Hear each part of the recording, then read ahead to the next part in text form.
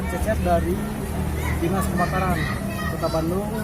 Hari ini akan memperagakan bagaimana caranya menangani kecelakaan pada anak saat bermain di Taman Tongkeng. Terima kasih.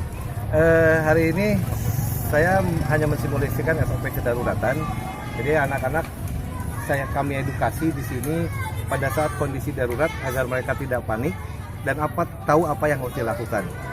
Berhubungan berkomunikasi dengan petugas dari kecamatan, kebetulan di sini lokasi di Kecamatan Semur Bandung. Jadi pada saat terjadi kondisi darurat seperti tadi ada terjatuh, terkilir, dia langsung menekan tombol darurat dan petugas menghampiri. Setelah itu kondisi diambil alih oleh petugas dan petugas memutuskan tidak bisa ditangani oleh petugas yang ada karena kondisinya terlalu kompleks, sehingga petugas dengan sigap menelepon PMI atau Dinas Kesehatan terdekat. Akhirnya anaknya tertangani. Begitu saja.